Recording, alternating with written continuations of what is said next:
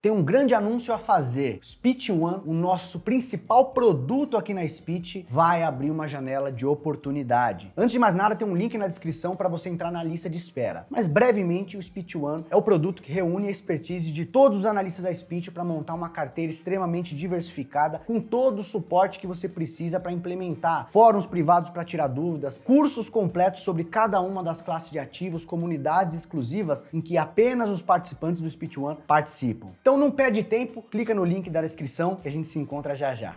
Fala pessoal, tudo bom? Hoje a gente vai falar sobre um instrumento para investir o seu dinheiro que funciona muito bem para prazos longos, cheio de benefícios tributários e que você provavelmente se pega ali confuso com a sopa de letrinhas que envolve o tema. Vamos falar sobre previdência privada. Roda a vinheta.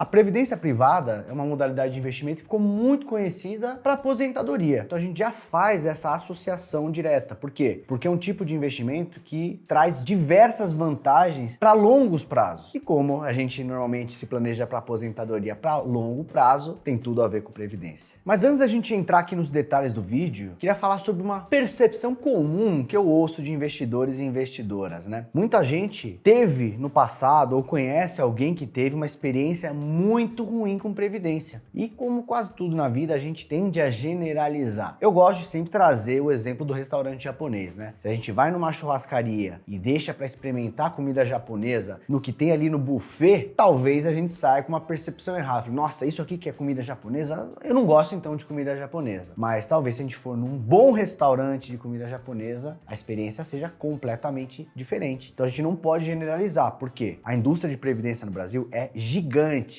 E a maior parte das previdências privadas estão concentradas nos grandes bancos, que de fato têm produtos muito ruins quando se fala de previdência. Previdência é só um veículo para a gente investir. Depende de qual que é o fundo previdenciário que você escolhe, qual plano você escolheu, qual tributação você selecionou. Então a gente vai falar hoje das 3 camadas da previdência privada. A primeira delas, eu vou até aproveitar aqui para subir a luzinha de hoje, é a escolha do plano. E faz toda a diferença. Talvez já tenha ouvido falar dessa sopa de letrinhas aqui, né? PGBL, VGBL. Quais as principais diferenças entre os dois tipos de planos? PGBL, o Plano Gerador de Benefício Livre, ele é como você fazer um planejamento para ter o máximo de benefício tributário. Para quem que serve essa modalidade aqui? Só para quem faz a declaração completa. Então vou colocar aqui, ó, declaração completa. O que é declaração completa, Raiz? Sabe todo ano quando você precisa declarar o imposto de renda, você vai ali no software da Receita Federal, você tem 2 maneiras de declarar. A maneira simples, que você tem um desconto automático de 20% que a Receita Federal te dá sobre o imposto devido, sobre a sua base tributária. E tem a outra modalidade, que você não tem esses 20% de desconto já pré-selecionado aqui, mas você pode jogar ali dependentes, se você tem gastos com saúde, gastos com educação. O governo ele te dá uma oportunidade ali de você discriminar os gastos com coisas que você, como cidadão brasileiro, deveria estar obtendo, né? Então, se você tem gastos com saúde, gastos com educação, gastos com dependentes, né, filhos, são alguns exemplos de modalidades que você pode ali destacar na hora de declarar. E às vezes, esse gasto específico que você teve pode ser maior do que os 20% que a Receita já te daria de lambuja ali. Então, para muitas pessoas, principalmente para quem já tem mais gasto desse tipo que eu fui destacando, normalmente a declaração completa traz um benefício maior. E aí que entra o PGBL, porque o PGBL, ele se soma a esse benefício que você pode especificar na hora de declarar. E aí na prática, você tem um potencial de pagar menos imposto todos os anos ou restituir uma quantia maior. Vamos fazer um exemplo gráfico aqui só para ficar um pouco mais claro, para vocês entenderem. Vamos por aqui uma pessoa que tem uma base tributável de 100 mil reais, ó. Então essa pessoa tem uma coluninha aqui que seria a base tributável dela. Se você vai fazer a declaração simples, a Receita Federal fala já o seguinte, ó, se a base tributável no qual o imposto vai incidir é de 100 mil, mas eu vou te dar um descontinho de 20%. Então, você tem uma lambuja, aqui nesse caso, nesse exemplo, de 20 mil reais. E aí, na prática, a sua base tributável vai ser 80 mil. Esse é o primeiro exemplo. Segundo exemplo, é a pessoa que faz a declaração completa. Deixa eu voltar meu giz virtual aqui para para branco. Então você tem aqui um outro exemplo. Vamos manter aqui os 100 mil reais de renda bruta tributável. Só que ao invés de eu ter esses 20% já pré-definidos, que a Receita me daria de lambuja, eu vou jogando os meus gastos que eu posso abater. Então, eu tive um pouquinho de gasto com educação, eu tive um pouquinho de gasto aqui pelos dependentes que eu tenho, eu tive alguns gastos com saúde, e aí você vai, assim, tendo descontos. E o PGBL, você pode jogar aqui também, de forma que para algumas pessoas, você potencializa esse ganho tributário, porque aí a sua base tributária, na declaração simples, seria de 80 mil, né? Então o imposto ia incidir sobre 80 mil. Na declaração completa, você joga um PGBL e de repente tem ali uma chance de, sei lá, ter uma base tributária de 60 mil, quem sabe? E aí vai pagar menos impostos ou restituir mais.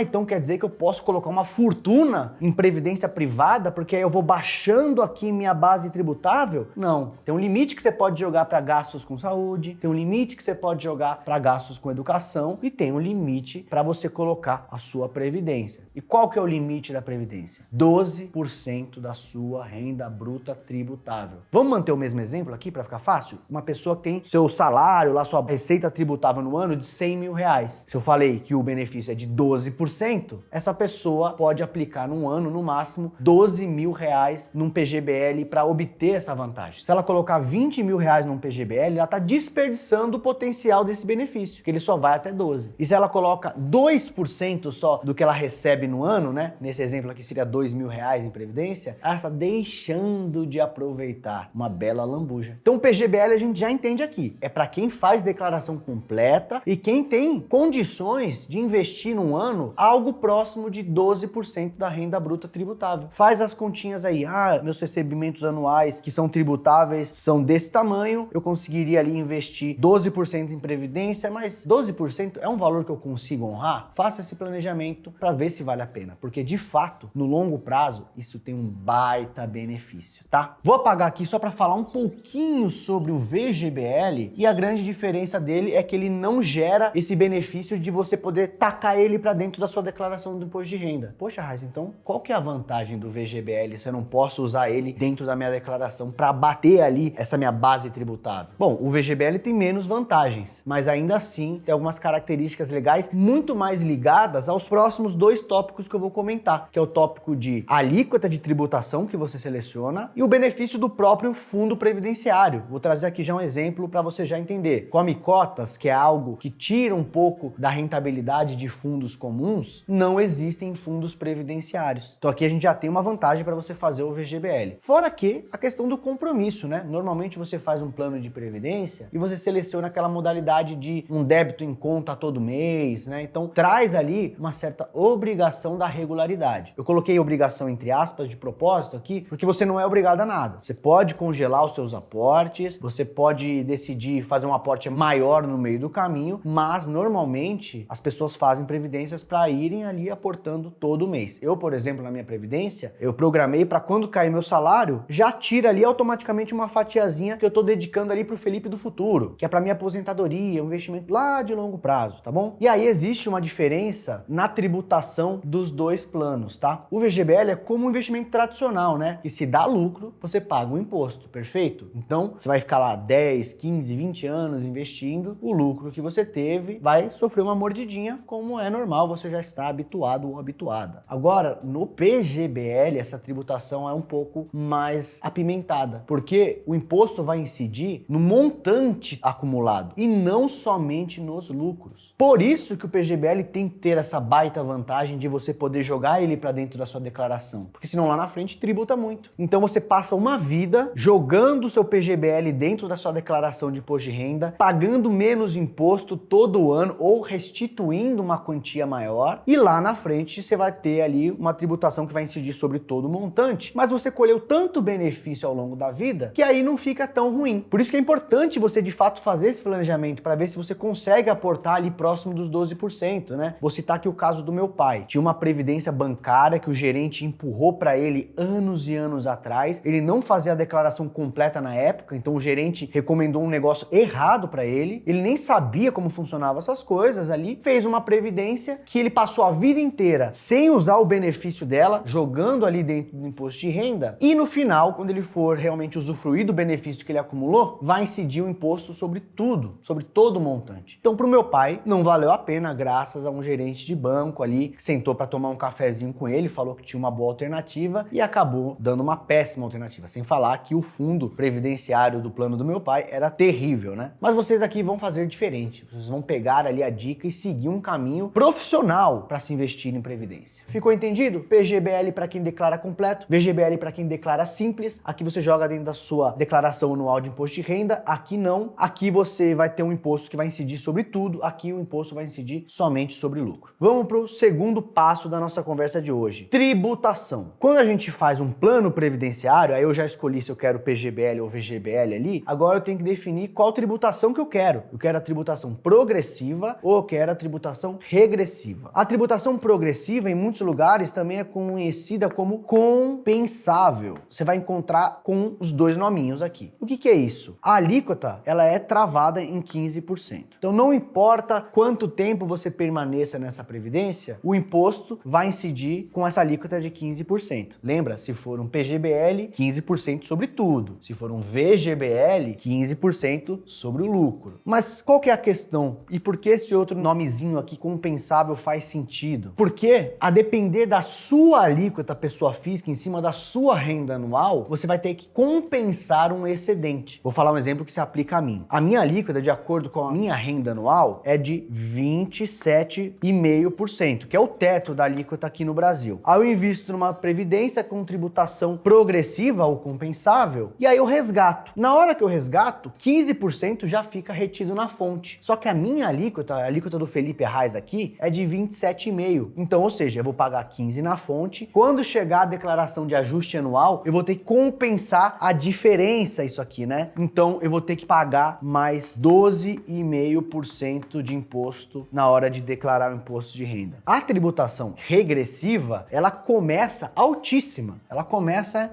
em 32%. E com o passar dos anos, ela vai caindo, vai caindo, vai caindo, até que, depois de 10 anos de cada aporte que eu fiz, a alíquota cai para 10%, que é a menor alíquota quando a gente fala de investimentos. Obviamente, tirando aqui os investimentos que são isentos, né? LCI ali, por exemplo. Mas renda fixa, ações, fundos imobiliários, todos esses instrumentos chegam até no máximo 15% de imposto devido sobre o lucro. Aqui a gente está falando de 10%. Mas ó, um ponto de atenção, é 10% a partir de cada aporte. Então eu tô aqui, ó, no mês 1 eu fiz um aporte, mês 2 eu fiz um aporte, 3, todo mês eu tô aportando um pouquinho. 10 anos depois, esse primeiro aporte que eu fiz chegou à alíquota de 10% e assim por diante. É uma conta escalonada. Então isso já começa a te trazer algumas ideias. Ah, legal. Então quando eu for usufruir desse patrimônio que eu construí na Previdência, eu vou começar resgatando o dinheiro mais velho, o dinheiro que já chegou ali na alíquota de 10%. Ou se você investe há muito tempo, você está ali 20 anos numa Previdência, você fazendo a conta ponderada, pode ser que você fique com o imposto ali perto dos 15%, só que com a vantagem de não precisar compensar nada depois. Lembra que eu expliquei aqui na compensável? Que eu pago 15 na fonte e depois eu vou ter que compensar o que faltou? Aqui não existe compensação na alíquota regressiva. Eu, particularmente, gosto muito dessa modalidade, é a que traz a maior vantagem para a maioria das pessoas. Existem casos específicos onde a progressiva pode ser boa. Pensa em alguém que não trabalha, que não tem renda, então ela tá na menor alíquota de imposto de renda possível. Essa pessoa não vai ter nada para compensar, então ela fica só nos 15% mesmo, né? Agora, para a maioria das pessoas que trabalha, tem uma renda legal, vai ter uma alíquota de imposto superior a 15, e aí vai ser um pouco mais onerada na hora de resgatar. Então, para quem é assalariado, para quem tem renda, para quem tem uma alíquota de imposto mais elevada, a regressiva traz uma baita vantagem, porque você vai jogando o imposto lá para frente e o imposto que vai ser pequeno, de 10%. Agora, o último ponto aqui, o fundo, né? Os fundos de investimento previdenciários, porque até agora a gente falou de coisas que são ali relacionadas às seguradoras. É o plano previdenciário, é a alíquota da tributação que você seleciona, mas para onde vai o teu dinheiro, na verdade, no final das contas? O fundo previdenciário que vai te garantir ou não aquela boa performance no longo prazo. E aí, quando se fala de investimentos como um todo, a gente sempre lida com a incerteza do tempo, né? A gente não sabe como que vai estar o mercado daqui a 2 anos, 5 anos, 10 anos, 15 anos. Então, o investimento previdenciário, ele deve ser feito de uma maneira semelhante como a gente gente monta a nossa carteira? Com diversificação. Então você pode ter ali uma previdência de ações, colocar do lado uma previdência multimercado, uma previdência de renda fixa, uma previdência de crédito, algo que tem algum tipo de exposição internacional, para criar ali uma carteira que seja capaz de surfar diferentes momentos de mercado, porque o futuro é incerto mesmo. E hoje a gente tem versões previdenciárias de gestoras excelentes aqui no Brasil. E eu, como especialista em fundos de investimento, estou sempre atrás de olhar se cada estratégia que eu recomendo aqui para os assinantes tem também uma versão previdenciária aderente. Então você encontra muitas vezes uma versão previdenciária de um fundo premiado, de um fundo excelente que está disponível também fora de previdência. Ou seja, aquela história de que para investir em previdência a gente necessariamente precisa contar com produtos ruins, essa história é coisa do passado. Já foi verdade, sim. O caso do meu pai que eu contei para vocês aqui, na época dele, você não tinha produtos previdenciários de gestoras independentes que buscavam de fato entregar um bom retorno. Ele tinha que pegar uma previdência de renda fixa lá do banco que rendia 70% do CDI, não tinha muita escolha, né? Aí é um caso que nem com todas essas vantagens tributárias que a previdência traz, mesmo assim não foi vantajoso para ele. Acho que pro meu pai era mais vantajoso ele ter ficado fora da previdência e investir buscando uma rentabilidade maior. Agora, nos dias de hoje, a gente consegue ter estratégias rentáveis, a gente consegue montar uma carteira diversificada e ainda dentro desse mundo de previdência, né, nesse pacote previdência que vai me trazer uma série de benefícios para pagar menos imposto ao longo do tempo. E aí, se vocês me acompanharam bem aqui o raciocínio, a modalidade de previdência que amplifica mais o ganho tributário é fazer um PGBL regressivo. Olha, a letrinha tá caindo aqui, ó, coisa de louco. Mas tudo bem, vocês entenderam por que o PGBL regressivo empilha o maior número de vantagens. Se eu invisto 12% da minha renda tributável, eu já estou ali diminuindo a minha base de tributação todos os anos. Então, todos os anos eu estou pagando um imposto menor. E aí, com a tributação regressiva, lembra que depois de muito tempo chega a 10% imposto? Então, é benefício em cima de benefício. Não só eu estou deixando de pagar um imposto todos os anos, né, colocando o PGBL dentro da minha declaração anual, como lá na frente, quando eu for pagar, eu vou pagar uma alíquota pequenininha, sem come-cotas, né, sem algum tipo de atrito tributário no meio do caminho. Então, tem uma baita vantagem. Ah, Arraiz, mas eu tenho muito dinheiro para colocar em previdência, eu queria colocar até mais do que os 12% aqui do PGBL. Dá para você fazer, mas o PGBL só consegue te entregar benefício até os 12%. Nesse caso específico, você teria que combinar um PGBL com um VGBL. Você põe 12% no PGBL e o excedente você põe num VGBL. Ah, Arraiz, eu tenho 15% da minha renda anual para investir. Você pode pôr 12% no PGBL e 3% no VGBL. Completa os 15% que você gostaria sem desperdiçar o benefício que o PGBL te entrega. E aí cada caso é um caso. Uma pessoa que é isenta do imposto de renda, poderia haver vantagens ali numa tributação progressiva. Alguém que não faça a declaração completa e nem tem a intenção de começar a fazer a declaração completa, não tem sentido fazer o PGBL, tem que fazer o VGBL mesmo, que também tem vantagens tributárias. Então, cada caso é um caso. Como eu sempre tenho feito aqui nos vídeos, vou deixando aqui um convite para que vocês façam sugestões de temas futuros. Se o conteúdo de hoje foi suficiente para clarear um pouco as ideias de previdência, mas vocês ainda estiverem com dúvidas sobre casos específicos, mandem aí nos comentários. A gente prepara ali, de repente, um dossiê com as personas, né? Maria, que tem filhos e gastos médicos, já o João, que faz declaração simples, a gente pode fazer alguns cenários para que vocês se identifiquem e saibam qual que é o melhor caminho. Mas a mensagem que eu queria passar hoje é que previdência não é uma furada, como já foi no passado. Dá para fazer algo muito legal e encher o seu bolso de benefícios tributários, porque afinal ninguém gosta de pagar muito imposto, né? Então é isso, pessoal. Espero que vocês tenham gostado do conteúdo de hoje. Antes de eu me despedir, queria convidar você a se inscrever aqui no canal da Speech, já deixar o seu like, mandar esse vídeo para aquele seu amigo que caiu numa cilada do gerente de banco, igual o meu pai, que eu contei aqui no vídeo. E aí a gente vai continuar lendo sempre os comentários para pegar as sugestões que vocês trazem. Então é isso, pessoal. Um grande abraço e até mais.